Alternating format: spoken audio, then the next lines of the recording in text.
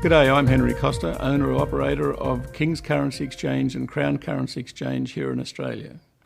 Today's parable is called 1001 Arabian Nightmares. So pardon the play on this famous work. I thought of it when I spoke to a tourist from the Middle East this year. It's not easy for someone from those parts of the globe to find Australian dollars in the homeland. But most people know that everyone, anywhere in the world, wherever they travel, will take the mighty US dollar.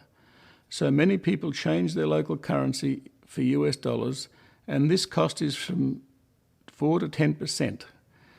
This man from the Middle East, like many of his compatriots, arrived in Australia and had to change the US dollars into Australian dollars. Now in our shops, this costs him approximately another 3% above the market rate. And if he's unfortunate enough to change at the airport, it could be up to 10% with fees or commission. If he happens upon a money changer away from the airport who also charges fees or commission, he is again much worse off. This double whammy effect can be avoided easily. If my friend from the Middle East had brought his native currency, I could have changed it straight in Australian dollars.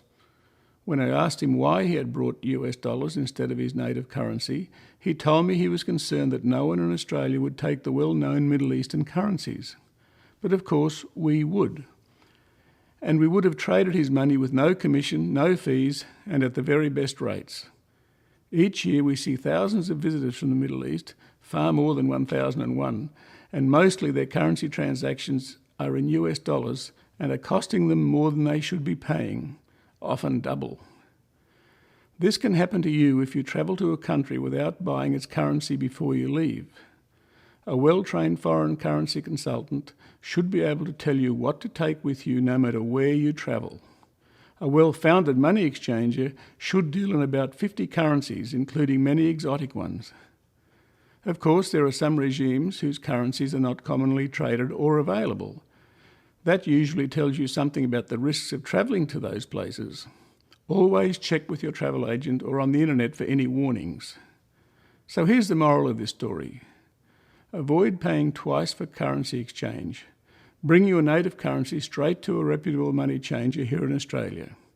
Look for an operator who does not charge commission or fees even when disguised as a tax.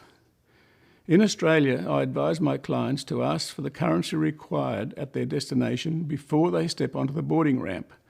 This saves money and disappointment at the other end. However, don't forget to also at least take enough cash for stopovers. It's always nice to be able to buy something refreshing in a stopover without incurring card fees or having to change some of your destination cash into a third currency just to buy a coffee.